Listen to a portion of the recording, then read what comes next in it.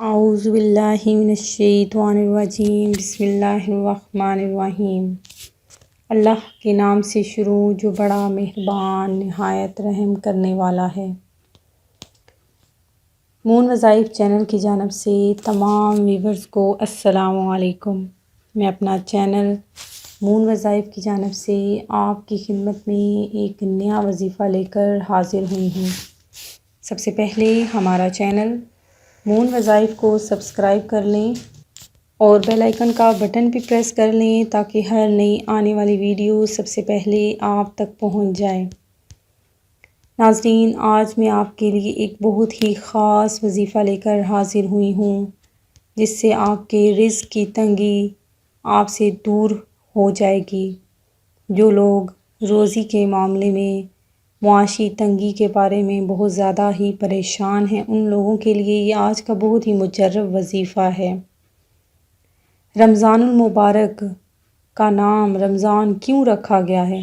اللہ کی رحمت، محبت، زمان، امان اور یہ مہینہ نور لے کر آتا ہے، اس لیے رمضان کہلاتا ہے۔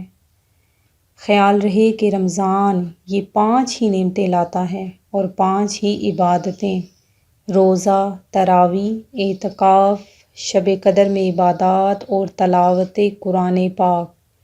اسی مہینہ میں قرآن کریم اترا اور اسی مہینے کا نام قرآن شریف میں بھی لیا گیا ہے۔ حضرت مجدد الافسانی نے اپنے شاہکار مکتوبات میں لکھا ہے، جس کا رمضان منتشر اور بے ترتیب گزرے گا، اس کا پورا سال انتشار و بے ترتیبی کا شکار رہے گا، اور جس کا رمضان مجتمع اور قیمتی گزرے گا، اس کا پورا سال ایسا ہی ہوگا۔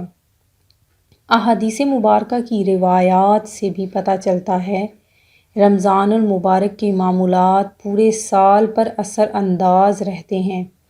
جیسا رمضان ویسا سال، اس لیے ان گھڑیوں کی بہت قدر اور حد درجہ حفاظت کرنی چاہیے۔ رمضان المبارک کو اپنی اصلاح، فکر آخرت اور تعلق مع اللہ کے لیے خاص کر دینا چاہیے۔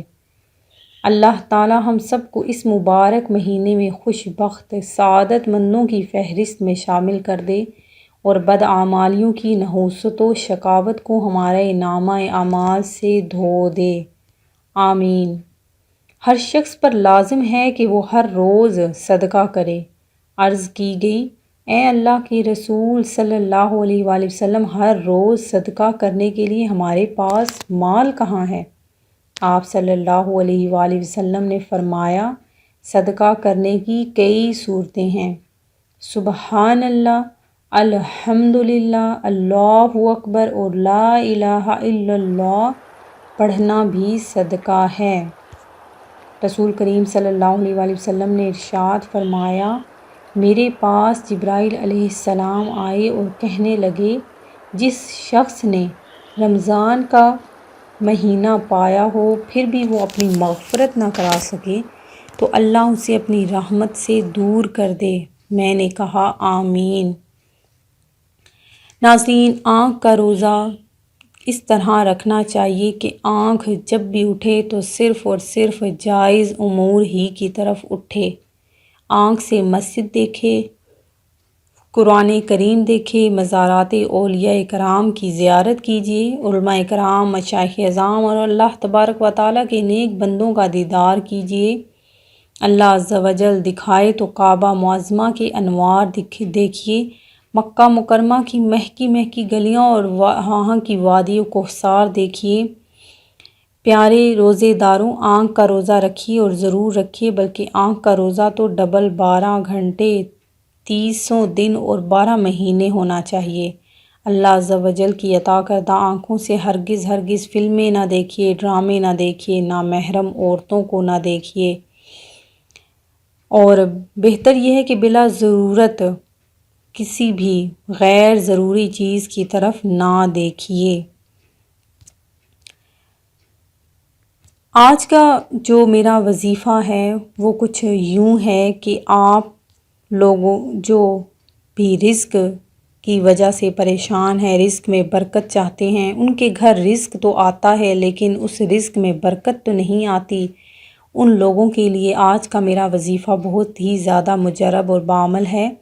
آپ نے یہ وظیفہ کس طریقے سے کرنا ہے یہ میں آپ کو آج کی اس ویڈیو میں بتاؤں گی کہ ایک صحابی رضی اللہ تعالیٰ عنہ نے عرض کی کہ یا رسول اللہ، دنیا نے مجھ سے پیٹھ پھیر لی۔ فرمایا، کیا وہ تسبیح تمہیں یاد نہیں جو تسبیح ہے فرشتوں اور مخلوق کی، جس کی برکت سے روزی دی جاتی ہے؟ تو یہ احادیث میں نے جو آپ کے سامنے سنائی ہے، یہ اس وظیفے کی ہی جانب لے کے جا رہی ہے کہ آپ نے یہ وظیفہ کیسے کرنا ہے۔ میں آپ کو بتاتی ہوں کہ آپ نے جب صبح صادق طلوع ہو، جب سورج نکل جائے، تو آپ نے یہ تسبیح 100 بار پڑھ لینی ہے۔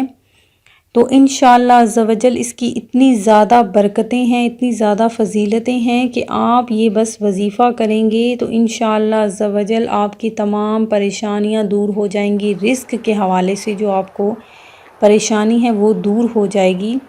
تسبیح کچھ یوں ہے کہ سبحان اللہ و بحمدہ، سبحان اللہ العظیم، استغفر اللہ۔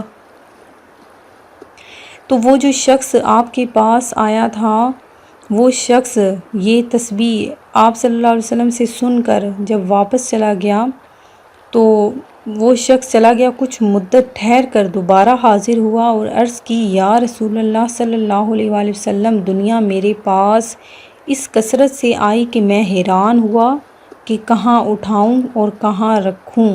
یعنی کہ اس شخص کے پاس اتنا رزق آ چکا تھا کہ وہ شخص کہنے لگا کہ میں وہ رزق رکھنے کے لیے میرے پاس جگہ نہیں تھی، اور ہر شخص مجھ سے ہی وہ رزق مانگنے آتا تھا۔ تو آج کا جو میرا وظیفہ ہے یہ بہت ہی مجرب ہے، یہ آپ نے لازمی کرنا ہے۔ صرف آپ نے 100 بار پڑھنی ہے۔ صبح صادق طلوع ہونے کے ہو تو اسے طلوع ہوتے ہی اس کے بعد آپ نے یہ تسبیح لازمی پڑھنی ہے۔ میں امید کرتی ہوں کہ میرا آج کا وظیفہ آپ کو پسند آیا ہوگا۔ اسی طرح سے مزید وظائف سننے کے لیے ہمارا چینل مون وظائف کو دیکھتے رہیے۔ اپنا خیال رکھیے گا، دعاؤں میں یاد رکھیے گا۔ اللہ حافظ۔